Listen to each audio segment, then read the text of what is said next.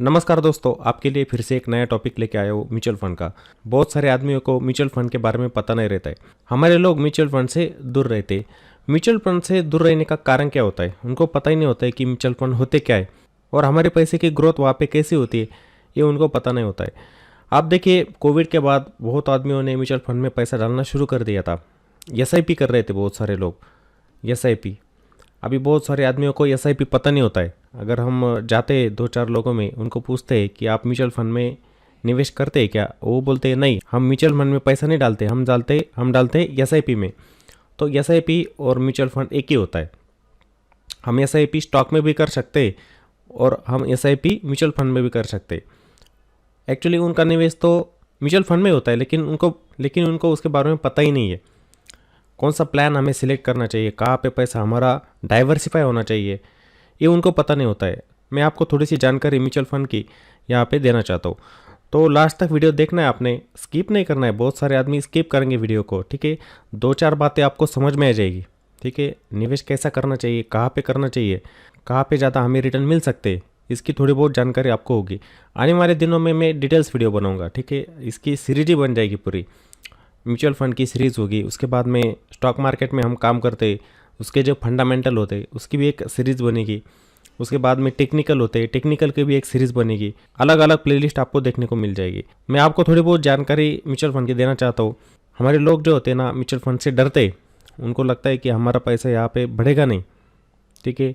हम बैंक में डालेंगे, एफडी करेंगे, पोस्ट ऑफिस में एफडी करेंगे तो वहाँ पे हमारा पैसा बनेगा। एक्चुअल में वहाँ पे पैसा हमारा बनता ही नहीं है। जब हम पोस्ट ऑफिस में जाते हैं ना, बहुत सारे लोग होते हैं पोस्ट ऑफिस में जाएंगे, वहाँ पे एफडी भी करते, फिक्स डिपॉजिट बैंक में भी करते, जो नेशनलाइज्ड बैंक होती है वहाँ पे भी एफडी करते, लेकिन वहाँ पे रिटर्न हमको कम मिलते, रिटर्न हमारे कम बनते। म्यूचुअल फंड में हम निवेश करेंगे तो वहाँ पे रिटर्न हमारे ज़्यादा बन सकते। रिटर्न कैसे ज़्यादा बनेंगे उसका कैलकुलेशन भी मैं आपको बताऊंगा आज के दिन। सबसे पहले म्यूचुअल फंड होते क्या है, इसके बारे में सबको पता होना चाहिए। हमारा पैसा जो होता है, अगर मुझे पैसा स्टॉक मार्केट में इन्वेस्ट करना है तो हमें अलग अलग स्टॉक का नॉलेज लेना पड़ेगा, थोड़ा स्टडी करना पड़ेगा स्टॉक का। अलग अलग कंपनियाँ जो होती है, कंपनी का स्टडी करना पड़ेगा हमको। उनके फंडामेंटल होते हैं, उनके टेक्निकल होते हैं, उनका स्टडी करना पड़ता है, पढ़ाई करनी पड़ती है उसकी, तब जाके हम स्टॉक्स में इन्वेस्ट कर सकते हैं। लेकिन हमें म्यूचुअल फंड में पैसा डालना है तो हम क्या करेंगे? हमारा मतलब क्या हो गया, एक आदमी नहीं है वहाँ पे, अलग अलग आदमी हो गए। हम यहाँ पे एक एग्जांपल लेते हैं। ए व्यक्ति थी, बी नाम का दूसरा बंदा था, उसके बाद में सी, ये सारे लोग थे। ये तो मैंने दो तीन लिए। ये व्यक्ति क्या करते हैं, अपना पैसा जो है ना एएमसी के पास देती है। एएमसी मतलब क्या होती है? Asset management company. एएमसी के पास पैसा देती है वो, asset management company. Asset management company. ये जो तीन लोग थे, इन्होंने क्या किया, अपना पैसा असेट मैनेजमेंट कंपनी के पास दे दिया। वो चाहते थे कि मैं अगले 10 साल तक निवेश करता रहूँगा, अच्छे रिटर्न मुझे म्यूचुअल फंड में मिलेंगे। तो इन्होंने क्या किया, एएमसी के पास पैसा दिया। मान लो ए ने भी 2,000 रुपये दिए थे, बी ने भी 2,000 रुपये दिए थे, सी ने भी 2,000 रुपये दिए थे, और सारी व्यक्तियाँ थी, उन्होंने भी 2,000 रुपये अपने एएमसी को दिए थे। तो ये इकट्ठा फंड जो था ये एएमसी के पास आया। मान लो ये 6,000 रुपये इस एएमसी के पास आए। तो इस एएमसी का एक फंड मैनेजर होता है जो इस फंड को संभालता है, मैनेज करता है इसको। उसको क्या बोलते हैं हम? Fund manager. हम उसको बोलते हैं फंड मैनेजर। ये फंड मैनेजर के पास पैसा गया। अब ये फंड मैनेजर क्या करता है? वो स्टडी करता है अलग अलग स्टॉक की। जैसे हम स्टॉक खरीदे ना, जैसे हम स्टॉक खरीदते, पोर्टफोलियो में स्टॉक रखते 5-10 साल के लिए, वैसे ही इनकी एक टीम होती है, पूरी स्टडी करती है स्टॉक की, उसके बाद ही वो स्टॉक में पैसा डालते।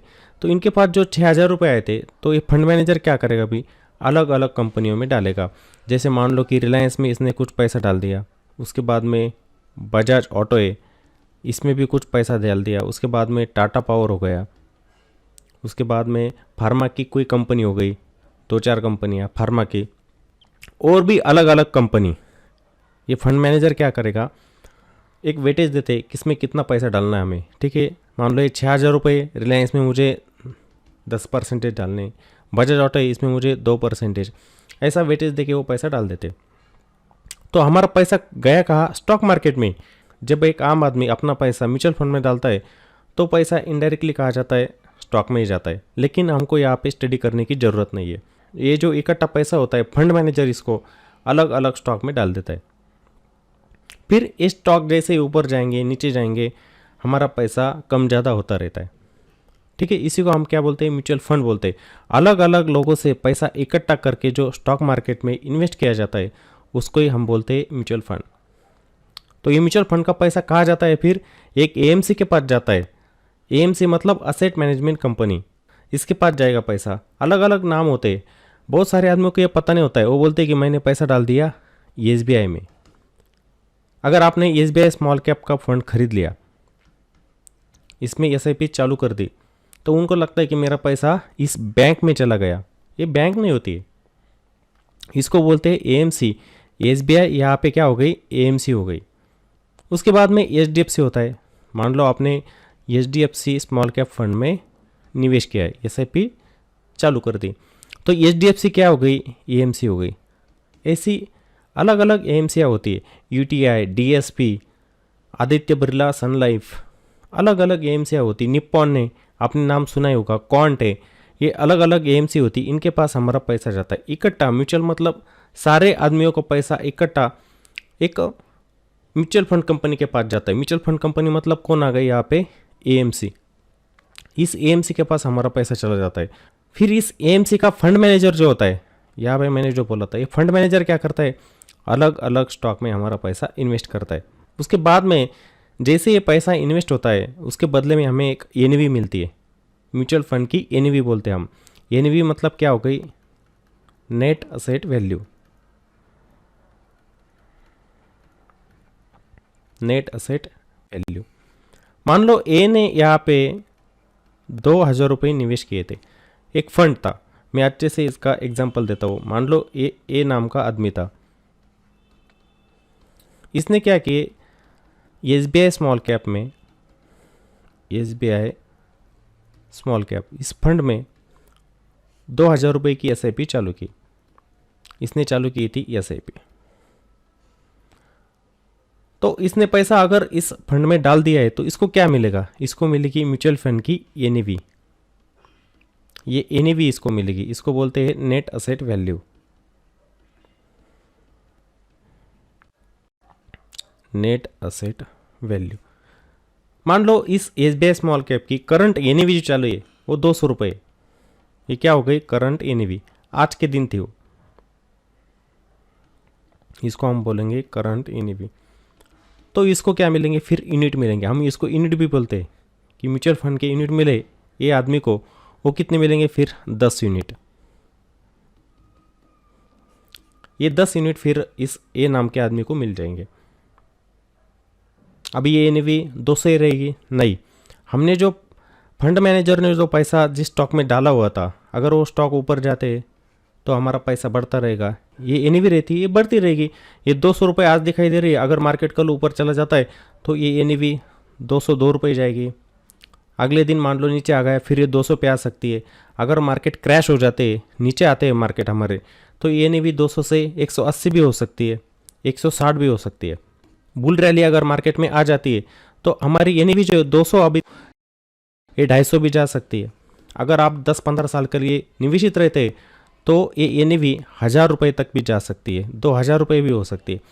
तो इससे हमारा फ़ायदा क्या होगा? हमारा पैसा बढ़ता रहेगा। और एक खास बात, जब हम म्यूचुअल फंड में निवेशित रहते हैं तो हमें कंपाउंडिंग का फ़ायदा मिलता है। इसको बोलते हैं हम कंपाउंडिंग।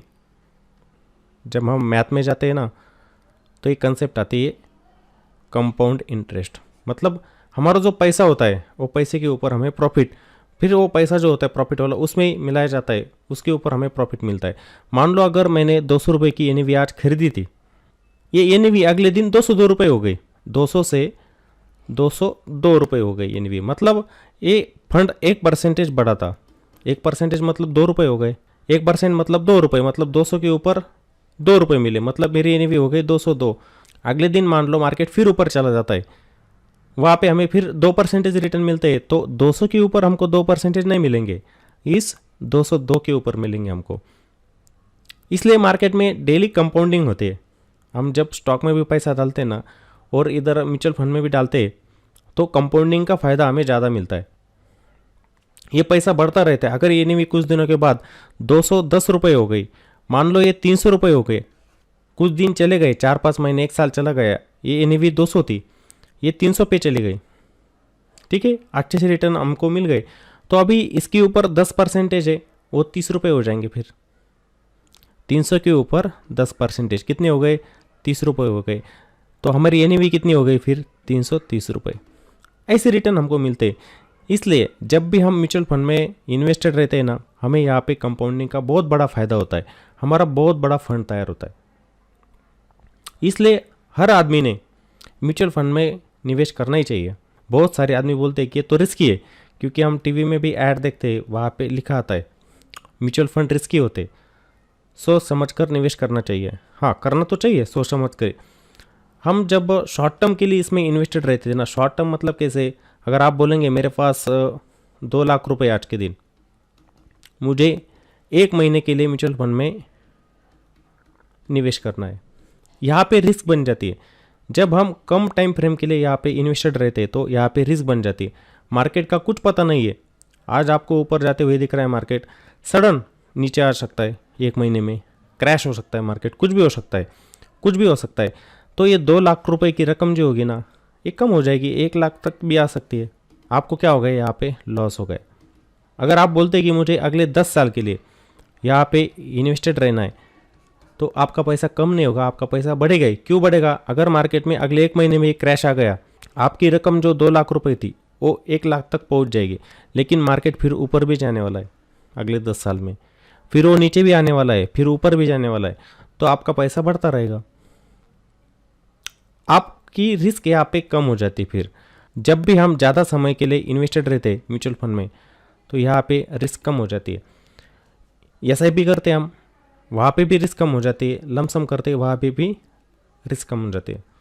और एक आम आदमी जो होता है, इकट्ठा तो पैसा आएगा नहीं, हमने क्या करना चाहिए? एसआईपी करनी चाहिए म्यूचुअल फंड में। हम 2 प्रकार से म्यूचुअल फंड में इन्वेस्टेड रह सकते। कैसे? एक एसआईपी से, ये तो हो गया एसआईपी, दूसरा हो गया लमसम। लमसम एसआईपी क्या हो गई? Systematic investment plan.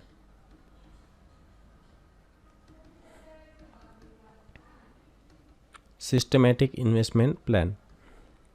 लमसम क्या हो गया? एक साथ ही आपने पूरा पैसा डाल दिया, इसको बोलेंगे हम एक साथ।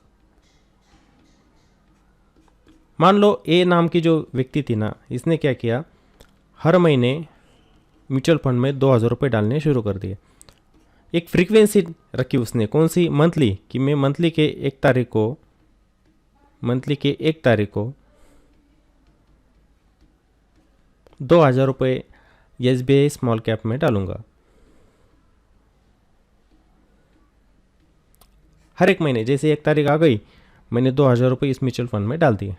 तो ये व्यक्ति क्या कर रही है? एसआईपी, सिस्टमैटिक तरीके से म्यूचुअल फंड में इन्वेस्टमेंट कर रही है, निवेश कर रही वो। इसको क्या बोलते हैं हम? एसआईपी बोलते हैं। लमसम किसको बोलते हैं? ये बी नाम का व्यक्ति था। बी नाम का व्यक्ति, उसने क्या किया? उसके पास बड़ा फंड था, 5 लाख रुपए का फंड था। 5 लाख रुपए का फंड, बड़ा पैसा। वो आदमी क्या चाहता था कि मैं इकट्ठा ये पैसा मार्केट में डाल दूं। किसके द्वारा? म्यूचुअल फंड के द्वारा। वो क्या करेगा? जाएगा फिर एसबीआई स्मॉल कैप में, और यहाँ पे ये 5 लाख रुपए का फंड डाल देगा एक साथ। लेकिन ये नहीं ऐसा किया था, नहीं। वो बोल रही थी मेरे इनकम सोर्स कम है, मेरे पास पैसा कम है, मैं मंथली का बस 20,000 रुपये कमाता हूँ, उसका 10% में इन्वेस्ट कर सकता हूँ। उसने क्या किया? फिर थोड़ी थोड़ी रकम आज से ही डालनी शुरू कर दी म्यूचुअल फंड में। उसको लगा था कि मैं 15-20 साल तक अगले इसमें निवेश करता रहूँगा, मुझे कंपाउंडिंग का अच्छा फ़ायदा मिलेगा। ये छोटी रकम है, आने वाले दिनों में बड़ी हो जाएगी। बी ने क्या सोचा? अभी तो मेरे पास बहुत बड़ा पैसा पड़ा है, इसका क्या करूँ? मुझे तो 10-15 साल के लिए पैसों की ज़रूरत नहीं है। तो इसने क्या किया? फिर एक साथ ही ये पैसा एसबीआई स्मॉल कैप फंड में डाल दिया। तो ये जो 5 लाख रुपए फंड डाला, इसको क्या बोलेंगे हम? लमसम। इसको हम बोलते हैं फिर लमसम। इन 2 तरीक़ों से हम म्यूचुअल फंड में निवेश कर सकते हैं। हमारे जो आम आदमी लोग होते हैं ना, उन्होंने क्या करना चाहिए, एसआईपी करना चाहिए। अगर आपके पास बड़ा फंड होता है तो उसमें आप लमसम भी कर सकते हैं। आप एसआईपी कर रहे हैं लेकिन आपके पास थोड़ा सा बैकअप है पैसों का, मतलब थोड़ा पैसा बाकी भी है। जैसे ही मार्केट में डिप आ जाता है, मार्केट नीचे आता है, वहाँ पे आप थोड़ा लमसम उसी एसआईपी में कर सकते, उसी एसआईपी में। ठीक है, आप एसआईपी भी कर सकते हैं, आप लमसम भी कर सकते। अगर आप लॉन्ग ड्यूरेशन के लिए कर रहे हो, बहुत सारे आदमी 20-20, 30-30 साल के लिए निवेशित रहते हैं म्यूचुअल फंड में, तो उन्होंने mid cap small cap fund जो होते उसमें निवेश करना चाहिए। अगर मान लो आपकी सैलरी भी अच्छी है, सैलरी अच्छी है, किसी किसी की 50,000, किसी की 1 लाख रुपए सैलरी, फंड ज़्यादा है, तो आपने म्यूचुअल फंड पोर्टफोलियो जो होता है ना, उसको डाइवर्सिफाई करना चाहिए। मान लो आपको अगर 10,000 की एसआईपी करनी है, हर महीने आप डाल सकते हैं म्यूचुअल फंड में 10,000, तो आपने क्या करना चाहिए, 3-4 फंड तो आपके पास होने चाहिए। कौन कौन सी कैटेगरी, स्मॉल कैप फंड, उसके बाद में mid cap fund, mid cap fund, तीसरा फंड लार्ज कैप फंड, और चौथा फंड जो होता है फ्लेक्सी कैप।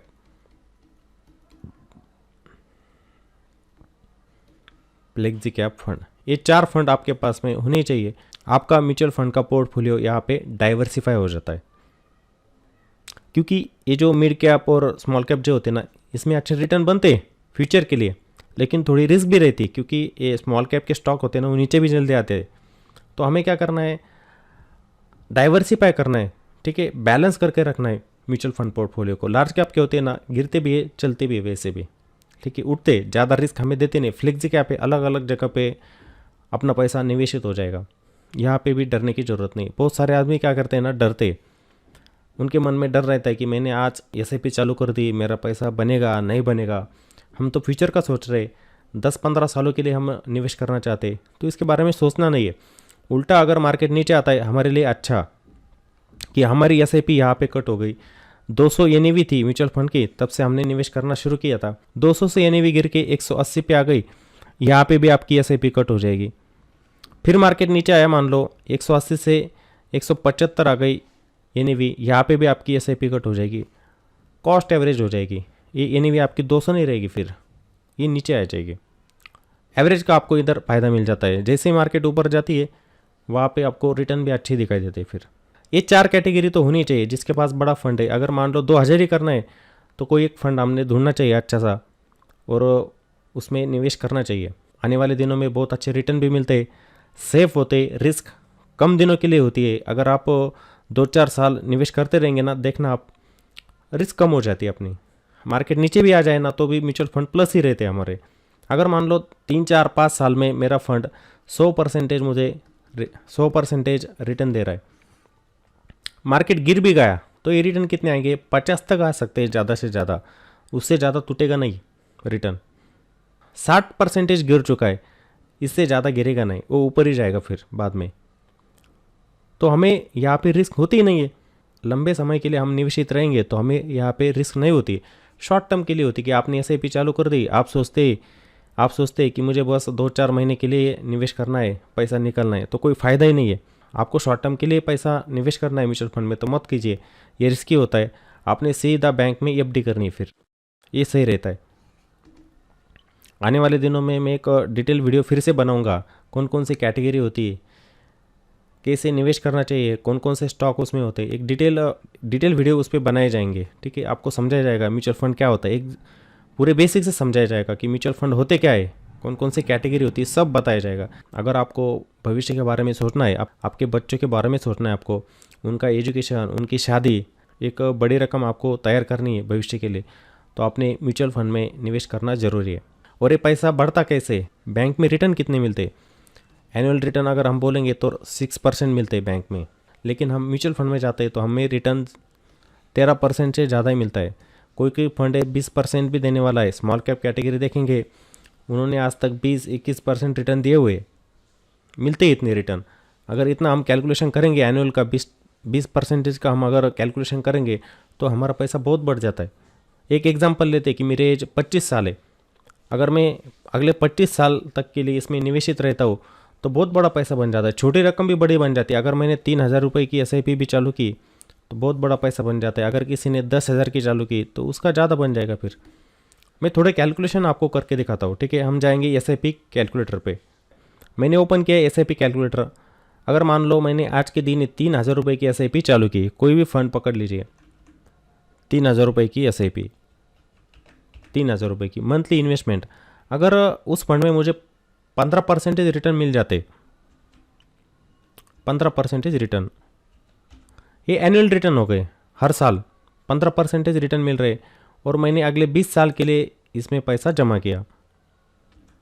20 साल पकड़ते, मेरी एज कम है मान लो, और मैंने अगले 20 साल के लिए यहाँ पे पैसा डाल दिया। मेरा 3,000 रुपये रकम थी, रिटर्न मुझे 15% मिल रहे थे। टाइम पीरियड मेरा था 20 साल का। मेरी इन्वेस्टेड अमाउंट देखिए कितनी है, आप देख सकते हैं यहाँ पे, ये देखिए मेरी इन्वेस्टेड अमाउंट है 7,20,000 रुपये। रिटर्न कितने मिले मुझे? 38,27,865, और टोटल वैल्यू मेरी हो गई 45 लाख। 45 लाख के ऊपर ही 45,47,865, ये मेरी टोटल वैल्यू हो गई। देखिए पैसा कितना बढ़ रहा है। मैंने तो रिटर्न पकड़े सिर्फ 15%। अगर मैं इस रिटर्न को पकड़ता हूँ कि ये 17% है, पैसा और ज़्यादा बढ़ जाएगा, कंपाउंडिंग अच्छी होगी, 60 लाख तक ये रकम पहुँच जाती है। मैंने 3,000 रुपये डाला था सिर्फ महीने में, लेकिन देखिए 20 साल बाद ये 60 लाख बन गया। ये ज़्यादा भी बन सकता है अगर ये फंड ने 20% रिटर्न दे दिए, 20%। स्मॉल कैप कैटेगरी देती है इतनी रिटर्न, तो ये देखिए 95 लाख तक हमारा पैसा जाता है। जिसका एज कम, जिसने लंबे समय तक निवेश किया, उसका पैसा ज़्यादा बनेगा। अभी लमसम के बारे में पकड़ते कि एक आदमी था, उसने क्या किया, उसके पास थोड़ा पैसा पड़ा था। उसने सोचा कि मैं 2-4 लाख रुपए डाल देता हूँ इसमें। मान लो मैंने 5 लाख रुपए इसमें निवेश कर दिए एक साथ ही लमसम, ये रकम हो गई 5 लाख। 5 लाख मैंने अगले 20 साल तक के लिए डाल दिए, और मुझे इधर रिटर्न मिल रहे थे 20% ही। एक ही फंड था, एक ही फंड में मैंने पूरे डाल दिए। एक्चुअल में नहीं डालना चाहिए, अगर बड़ा फंड है तो उसको डाइवर्सिफाई करना चाहिए। 5 लाख है, 2.5 लाख एक फंड में, 2.5 लाख एक फंड में डालने चाहिए, ऐसा डाइवर्सिफाई करना चाहिए। मान लो मैंने डाल दिए, हम तो कैलकुलेशन कर रहे हैं ना यहाँ पे, 20% रिटर्न मिल गए, ठीक है। ये तो ज़्यादा हो गए, मैं कम पकड़ूंगा, यहाँ पे पकड़ूंगा मैं 17% रिटर्न मुझे एनुअल मिल गए उसमें। तो ये देखिए 20 साल में मेरा पैसा कितना बन जाता है। मैंने तो डाला था सिर्फ 5 लाख रुपए, ये बन कितना गया? 1,15,00,000। देखिए बड़ी रकम थी, एक साथ डाल दी, कितना बड़ा पैसा बन गया। कंपाउंडिंग का फ़ायदा मिल रहा है हमें। बहुत सारे आदमी बोलेंगे तो कैलकुलेटर झूठा बता रहा है, गलत बता रहा है। नहीं, कैलकुलेटर गलत नहीं बता रहा है, यहाँ पे हमें कंपाउंडिंग का फ़ायदा हो रहा है। कैसे हो रहा है? ये जब भी हम लमसम इन्वेस्टमेंट करते हैं ना, तो हमें म्यूचुअल फंड के यूनिट इकट्ठा मिल जाते हैं एक साथ ही। मान लो यहाँ पे मुझे 5,000 यूनिट मिल गए, ये एक साथ मिल गए। ये नहीं भी थी 200 रुपये, अभी ये 200 रुपये तो रहेगी नहीं, ये जाएगी 2,000 तक भी जाएगी ना, अगले 20 साल तक पहुँच जाएगी। तो कीजिए कैलकुलेशन, फिर हमारा पैसा ज़्यादा बन जाता है इसमें। ये तो मैं एग्जांपल दे रहा हूँ एक। SIP में क्या होता है, हमारा एवरेज होता है। मार्केट ऊपर भी जाएगा ना, ऊपर भी SIP कट होगी, यहाँ पे ऊपर जाएगी, यहाँ पे भी SIP कट होगी, ऊपर ऊपर जाएगा ना मार्केट, हमारी SIP यहाँ पे कट होगी। अगर मान लो मैंने NAV 200 रुपये में खरीदी थी एक यूनिट, 200 रुपये में, तो ये 200 नहीं रहेगी, ये ऊपर जाएगी, 400 तक भी जा सकता है फिर हमारे NAV एवरेज होके उसका। लेकिन हमने जो एक साथ ही यूनिट खरीदे थे, ये तो 200 ही रहेगी, ये बढ़ेगी। लेकिन फ़ायदा है ना हमारा जो एवरेज रहेगा यहाँ पे, शुरुआत का ही रहेगा 200 रुपये रहेगा, लेकिन यहाँ पे हमारा एवरेज 400 रुपये भी हो सकता है, ऊपर जा सकता है। इसलिए जब हम लमसम इन्वेस्टमेंट करते हैं ना लंबे समय तक के लिए, तो वहाँ पे हमारा पैसा ज़्यादा बनता है। ये एग्जाम्पल है, ये हमारा एक एग्जाम्पल है कि हमने एक साथ ही पैसा डाल दिया, रिटर्न अच्छे मिल रहे थे, लंबा समय था, रिटर्न अच्छे मिल गए, फिर पैसा बहुत बड़ा बनता है इसमें। कंपाउंडिंग का हमें फ़ायदा मिल जाता है। इसलिए हर आदमी ने म्यूचुअल फंड में निवेश करना चाहिए। कहीं जाने की ज़रूरत नहीं। बहुत सारे लोग डिस्ट्रीब्यूटर के पास जाते हैं। ये देखिए आजकल जब हम बैंक में जाते हैं ना, वहाँ पे काउंटर होता है उनका, डिस्ट्रीब्यूटर होते हैं। बैंक भी एक डिस्ट्रीब्यूटर का ही काम करती है, उनका कमीशन होता है। इसलिए किसी के पास जाने की ज़रूरत नहीं। आपके पास जो डीमैट होता है ना, उसमें भी आप SIP चालू कर सकते हैं। कहीं जाने की ज़रूरत नहीं। बहुत सारे लोग तुरंत फिर बैंक में चले जाते हैं, आपको वहाँ पे कमीशन देना पड़ता है। कमीशन इनडायरेक्टली जाता है। कैसे? जब भी हम एक नॉर्मल फंड लेते हैं, हमारे पास से 2 प्लान होते हैं, एक रेगुलर प्लान, एक डायरेक्ट प्लान। हम खुद चालू करेंगे तो डायरेक्ट प्लान होता है। अगर हम डिस्ट्रीब्यूटर के थ्रू जाएंगे तो होता है रेगुलर प्लान। तो रेगुलर प्लान में एक्सपेंस रेशियो ज़्यादा होता है, ये पता होना चाहिए कि मान लो ए नाम के व्यक्ति ने और ये बी नाम का व्यक्ति, ए ने क्या किया था, एक रेगुलर प्लान चालू किया था, वो बैंक में गई थी, उसने वहाँ पे फंड चालू कर दिए, एक ही फंड था, एसबीआई का ही था, मान लो एसबीआई की एक कैटेगरी थी। बी ने क्या किया, उसके पास डिमेट था, उसने डायरेक्ट प्लान चालू किया, उसने डायरेक्ट प्लान में निवेश करना शुरू कर दिया। तो डायरेक्ट प्लान में क्या होता है, इसका जो एक्सपेंस रेशियो होता है ना, उसका एक्सपेंस रेशियो कम होता है डायरेक्ट प्लान में। और यहाँ पे जो आदमी बैंक में गया उसने एसआईपी चालू की एसबीआई में, ए ने भी एसबीआई स्मॉल कैप में चालू की, लेकिन इसका एक्सपेंस रेशियो ज़्यादा रहता है, इसका कम रहता है। अगर ज़्यादा रहेगा तो हमारे रिटर्न कम बन रहे, एक्सपेंस रेशियो कम रहता है तो हमारे रिटर्न ज़्यादा बनते हैं। फिर आने वाले दिनों में मैं अच्छे से इसको एक्सप्लेन करूँगा, लेकिन कहना ये चाहता हूँ कि आपने म्यूचुअल फंड में निवेश करना ही चाहिए। फ्यूचर में अच्छी ग्रोथ म्यूचुअल फंड में होती है। लोग इन्वेस्टेड क्यों नहीं रहते, उनको पता ही नहीं रहता है कि म्यूचुअल फंड होते क्या है, हमारा पैसा कहाँ जाता है, ये उनको पता नहीं होता है। अगर धीरे धीरे पता चल जाएगा तो लोग इन्वेस्ट करना शुरू कर देंगे। 200 रुपये, 400 रुपये, 500 रुपये महीना कर सकते हैं आराम से। जिसका जैसे इनकम सोर्स होता है वैसे वो मार्केट में इन्वेस्ट कर सकता है। तो मुझे लगता है ये वीडियो आपको पसंद आया होगा तो अच्छी सी कमेंट करना है आपने। और म्यूचुअल फंड से जुड़े कोई सवाल है आपके तो आप कमेंट बॉक्स में डाल दीजिए, मैं उसका भी रिप्लाई आपको करूँगा, ठीक है। और वीडियो को लाइक भी करना है, सभी आदमियों ने वीडियो को लाइक भी करना है और वीडियो को ज़्यादा से ज़्यादा लोगों तक शेयर भी कीजिए, ठीक है। फिर मिलते हैं एक नई वीडियो में। जय हिंद।